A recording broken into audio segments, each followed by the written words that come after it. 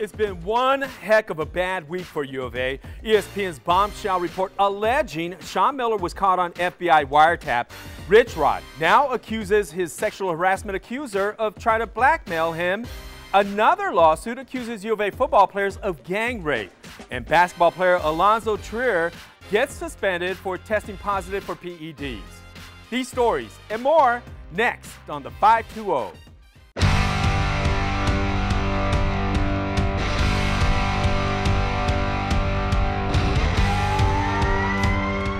Well, welcome to the 520. I'm Steve Nunez. I'm Marty Mata IV. Thanks for joining us. And I'm remaining a die-hard Wildcat fan despite the black cloud that's hanging over any of us Kell Center and the Arizona Athletic Program. Let's get right to this. Should Arizona fire Arizona basketball coach Sean Miller? That's the million-dollar question circulating around Tucson right now. ESPN reported on Friday that FBI wiretaps caught Miller discussing paying $100,000 to ensure five-star freshman DeAndre Ayton would enroll and play for the Wildcats. On Saturday, Miller denied offering payment, saying, quote, "I continue to fully support the university's efforts to fully investigate this matter and am confident that I will be vindicated," end quote. Still, he agreed to sit out the game against Oregon, which the Wildcats lost 98-93 in overtime. In September, when the FBI had arrested assistant coach Emmanuel Book Richardson for allegedly taking $20,000 in bribe money to secure a recruit, U of A President Robert Robbins said he was backing Miller until new evidence implicating him emerged. Now, 5 months later, more damaging allegations. Should Miller be fired? It's a slippery slope. If the university fires Sean Miller, in my opinion, I think they're just admitting to their guilt. They're admitting, and they're admitting that they deserve 100% of the sanction. Admitting to what guilt, though? What guilt? You don't need a conviction. You don't need due process to fire Sean Miller. The damage is already done, especially to the university's image. And so that's the thing is now, should the university defend their image? Absolutely. At the hands of Sean Miller. Absolutely. I agree Sean completely. Miller, it's all about the university right now. They don't care about Sean Miller at the end of the day because he's already damaging them. Look at what we just learned right now just a few minutes ago. Top recruit, Sharif O'Neal, Shaq's son. Obviously, he decommitted immediately after it was announced that Miller may have been on these wiretaps, but today he committed to play for UCLA. And I agree completely. I think it's a whole heap of mess. Look, they had 6 causes for reason in his contract to fire him with cause, and we're not to it yet. You know that U of A cheerleader who was kicked out of the ASU game because he was shouting at players in the megaphone? That was me shouting on Friday night, devastated, fire Miller. That was me. And here we are. And I stick by it. All right. Fire. Well, what should Arizona's fans read into Arizona's decision to sit out Miller, but clear DeAndre Ayton of wrongdoing? Paul Kelly, an outside counsel to the University of Arizona, released a statement claiming there's not a shred of evidence DeAndre Ayton received money from anyone. As a result, Kelly goes on to say Ayton is fully eligible to play. If Arizona could hire an outside counsel to immediately, well, it took them a day to defend Ayton and clearly state he did not take money and he is fully eligible. In that statement, though, what caught my attention was not what the statement said about Ayton. It's what it didn't say about Miller. No mention of him. And that's the worst part to me, is that President Robbins has yet to take a side on any of this. He's still completely silent on the issue. We haven't even heard a brief statement on any of this, not a quote by a newspaper or anything like that. If you're DeAndre Ayton, if you're any sort of player, whether or not you know of any association to this scandal, you're wiping your forehead, you're sweat-free, you're stress-free. If you're Sean Miller, on the other hand, what's the difference between the two of them aside from a wiretap? Well, it's disappointing that the U of A has taken this long to respond. But here's what I think needs to happen. Okay, if you're Sean Miller, there's a way to just put all of this to an end. Come out, get in front of the camera, look at the camera and look at the public and say, I did not have a phone conversation claiming to pay a recruit. So then what's took him so long? What's took him so long? Because I think maybe Sean Miller knows. Maybe that conversation happened. So then his people are just talking Look, to the university's people? He can quash this. He can quash this by looking the camera and looking at people in the eye and saying, I did not have such a phone conversation. End of story. We wouldn't be talking about this right now. Yeah, here we are. Right, here we are. Well, ESPN's Mark Schlabach's reporting of Sean Miller's wiretap story is starting to look a little bit sketchy. Schlabach has had to correct the timeline regarding the alleged conversation between Miller and Christian Dawkins, a runner for an agent who is at the center of the FBI's investigation. Now, Schlabach reported it happened in spring of 2017. We're talking about that conversation. Ayton, however, committed to Arizona in 2016. Now, ESPN has since backtracked. They've made a correction placing this conversation to 2016. According to the FBI, the wiretapping of Dawkins started in February 2017. Schlabach then hinted his source is a single source and was told about the conversation but did not hear the alleged conversation or see the transcripts of it. Glimmer of hope for Arizona? Just a glimmer. I honestly don't even think this changes anything. This is more just agree. A question of Schlabach's credibility as a journalist. Wouldn't you agree on that much? I agree. He is known to be a credible journalist, has done a lot of investigations. Here's what I think, though. The bottom line is we can nitpick some of the things that he said, some of the things that he reported. Like, are the dates really more important than what's on that wiretap recording? Well, it's gonna be a while it's about the wiretap yeah. recording. It's not about the dates. So if he got that wrong, the bottom line is we do know that a wiretap exists. Do we know that Sean Miller is on that wiretap? We don't know for sure. Sean Miller knows, but we don't know. And Sean Miller hasn't come out, as we just discussed, to say, I'm not on that wiretap because I never had a conversation like that. So we have to kind of assume he might be.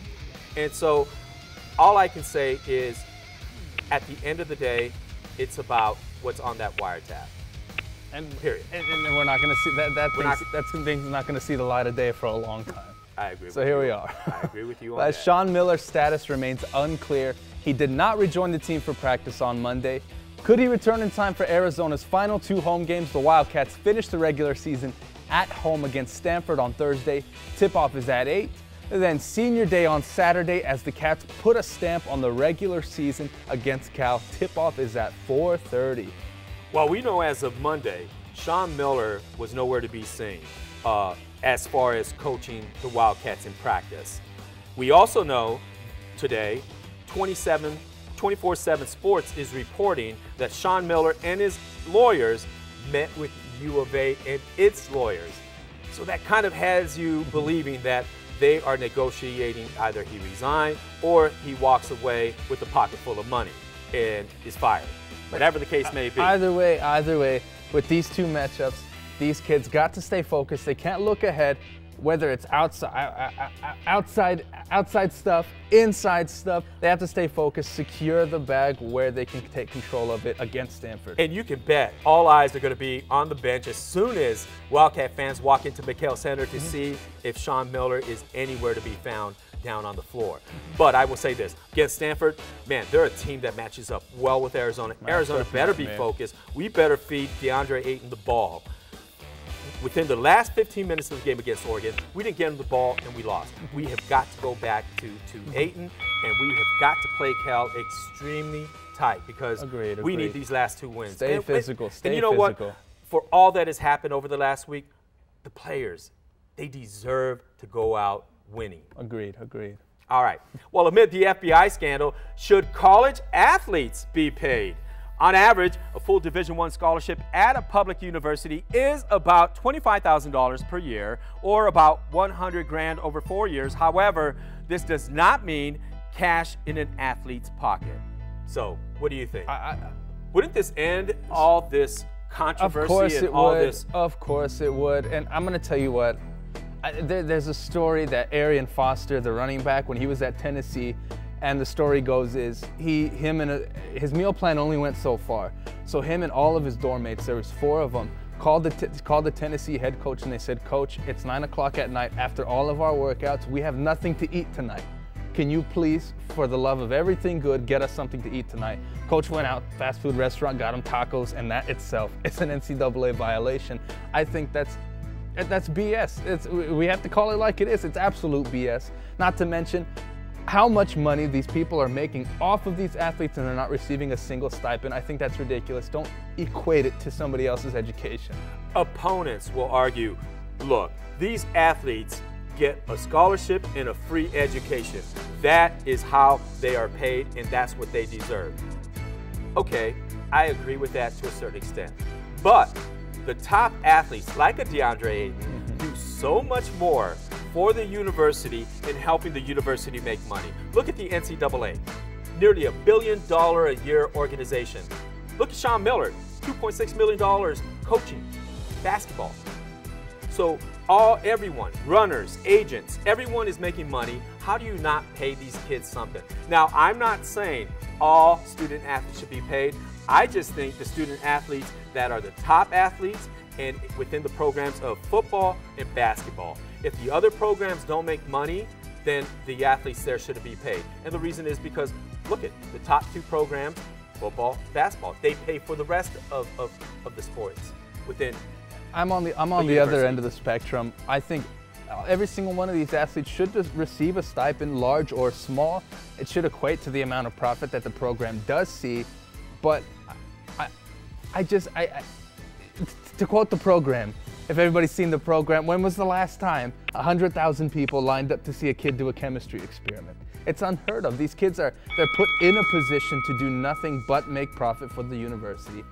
And they can't see anything. The average student can get a scholarship and get a free education, but they're not making money for the university. Exactly, So, unless it's for research. All right. But are you surprised? The NCAA has yet to rule on Arizona guard's Alonso Trier's suspension. Trier was declared ineligible on Thursday, February 22nd, after he tested positive for a trace amount of a banned performance-enhancing drug. It's a reappearance of the same substance that led to his 19-game suspension last year. The NCAA agreed that Trier unknowingly ingested the substance. So then what's the holdup, Mr. Nunez? The holdup is the NCAA are hypocrites. I mean, they're always talking about student athlete comes first. Well, in this case, why isn't Trier coming first? U of A found out that he was suspended on Wednesday. They immediately filed an appeal. That was almost a week ago. Where's the decision? So it's really not about the student athlete. It's about the stupidity of all these rich guys running the NCAA who have their head up there, you know what. That's what it's about. And of course, they're pissed off at Arizona. I don't think it's that personal. That's my opinion. I don't think it's that personal. The NCAA is completely aware that Trier unknowingly ingested the substance. It is still in his system, whether or not it takes a long time to exit his system. But it's a trace amount that they all say is minuscule. Exactly, it equates to about 6 grains of sand in an entire football field. But if it's present, he is ineligible to play. They're standing by their decision. But they knowingly knew that he did not take PEDs intentionally. So make a ruling. Obviously, if he had a lot of PEDs in his system, then keep him suspended. But if it's just trace amounts that reappeared, make a ruling. It can't be taken case by case. I just can't say that. All right. Well, can the Color Guard Classic, a PGA Tour Seniors Championship, stage enough epic battles to attract young bloods, keep them coming back year after year? The Tucson Conquistadores, a civic fundraising organization, hosts the Senior Tour Championship event. This year marks the 52nd year for the golf tournament that raises money for local youth programs. Let's go ahead and take a look at some of the golfers who are going to be here. Former PGA champions include Longer, Montgomery, Couples, Daly, and McCarron. Not seen here, but who will be playing include Mark Halkavecchia, Hale Irwin, Lee Jansen, and BJ Singh. A lot of PGA championships, and quite frankly, let's just be honest, it's a lot of fun. But you do, to say the least. I think this event needs to start to attract younger bloods. And then, me being the younger blood, I disagree. I don't think that's what this is for. because of that, I don't think the motive for their marketing, the motive for them selling tickets is to the younger demographic. I think they're doing a good job of sticking to the people that are anchored towards it. I think that possibly, you know, when it's my time to go to the Color Guard Classic, you know, stars that I grew up with will be present playing. Okay, well said. I'll take that back, all right? Let's go ahead and look at the Pro-Am, which starts tomorrow.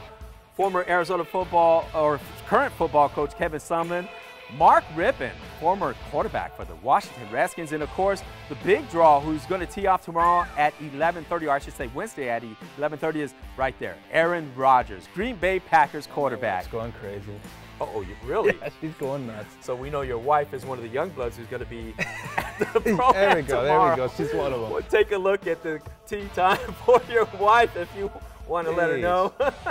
Pro-Am, of course, is tomorrow or Wednesday and Thursday, and then the real competition starts on Friday. 3-day competition, 54 holes, 78 players. Purse is $1.7 million. First place winner walks away with $255 grand. That's good stuff. I tell you what, Aaron Rodgers made a good trip to Tucson for that much. But up next, let's talk some football. His former Arizona football coach, Rich Rodriguez, using the best defense is a good offense approach and countersuing his ex-assistant for extortion. According to Rich Rod, his ex-assistant tried to blackmail him for $7.5 million. He claims she then filed a lawsuit alleging he sexually harassed her. According to the Arizona Republic, Rodriguez informed the UA and the U.S. Attorney's Office and the FBI of the alleged extortion. Rodriguez was then fired on January 2nd. SMH, shaking my head. What do you say to something like this?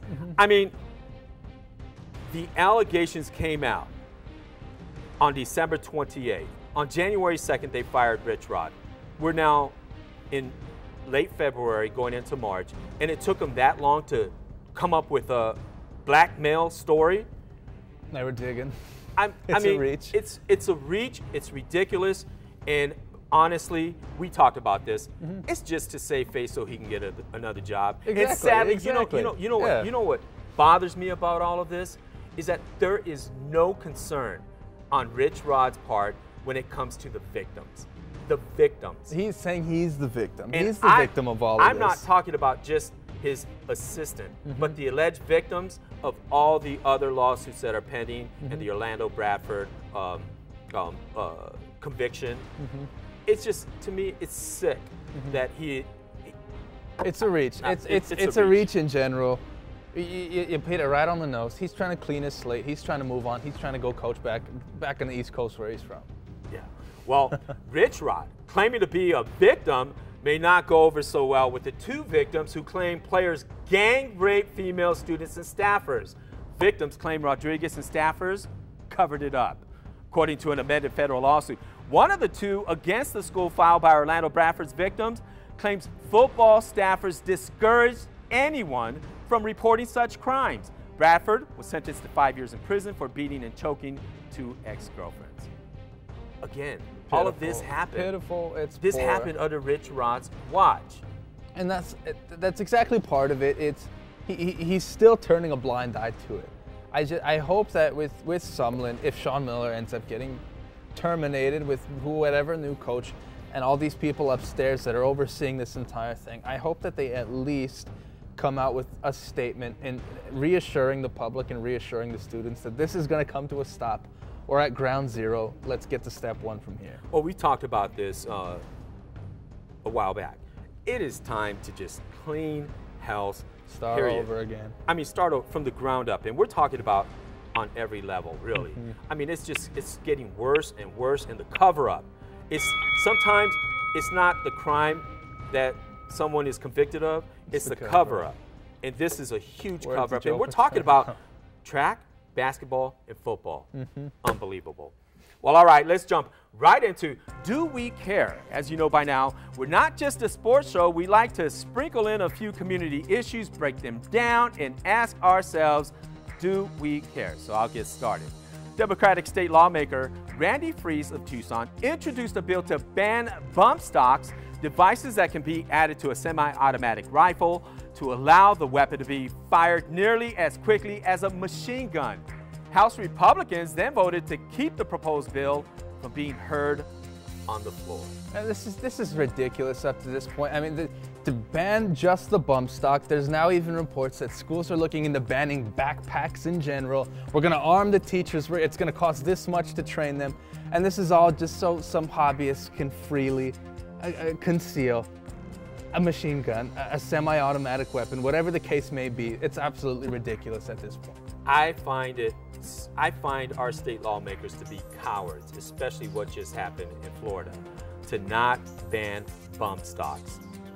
It's baffling to me that anyone with a heart is putting a rifle or a device that could be put on a rifle that can kill children before children. And I'm at a loss.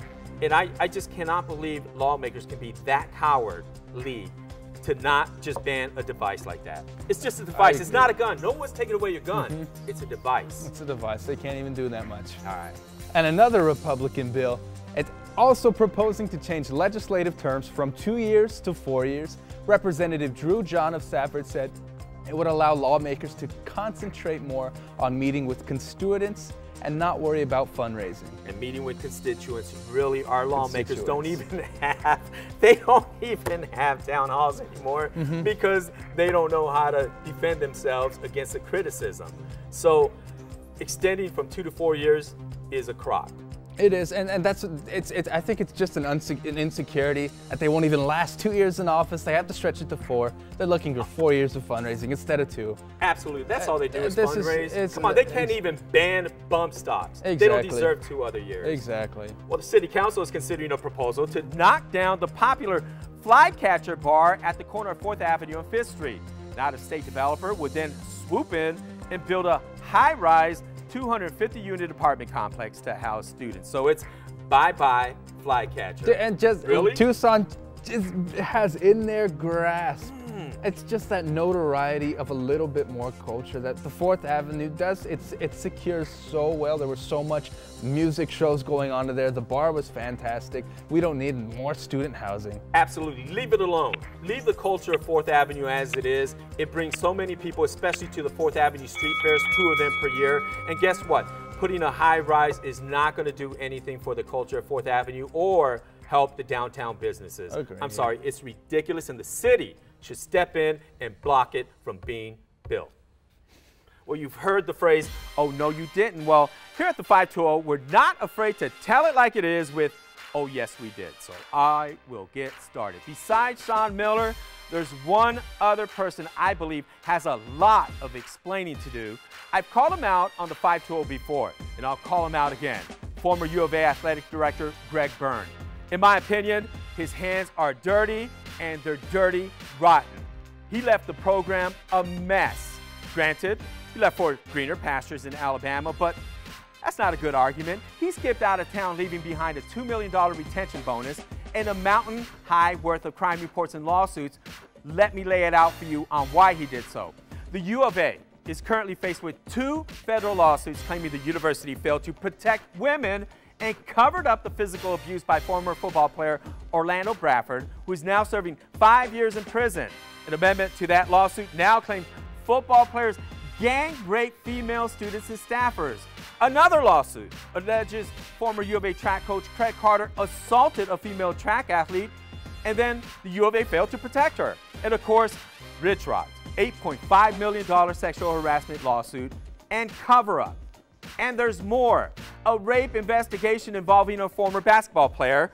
Assistant coach booked Richardson's arrest after the FBI busted him for allegedly taking bribe money to pay recruits. And last but not least, we're all in a funk, all over it, Sean Miller's alleged FBI wiretap conversation, if it happened, which is alleged to have happened in 2016. All of this mess happened under Greg Byrne's watch, yet no one is calling him out for running a program to the ground.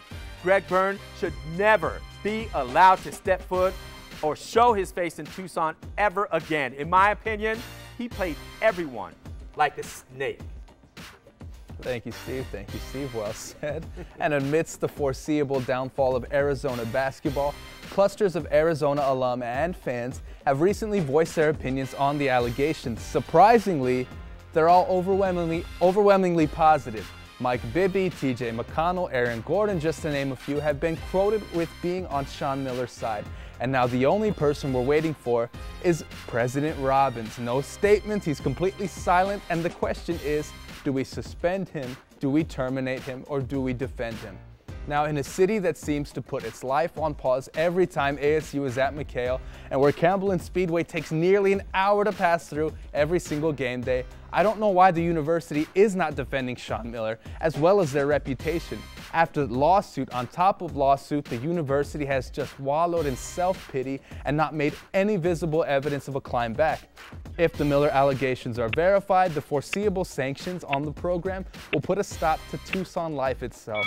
And Mr. Robbins still remains silent. I hope the university can grip onto its last bit of self-worth and defend the program that it's brought its recognition and credibility from small-town Arizona to the home of the Wildcats. Arizona, take action, make a decision, get over it, move on. Agreed. Damage is already done and it's getting worse. Start looking 5 steps ahead. Well, bottom line, our goal is to tell it like it is, because it's all about giving voice to opinions, even if you don't agree. I'm Steve Nunez. I'm Marty Mata IV. Join us next week on the 520. All right.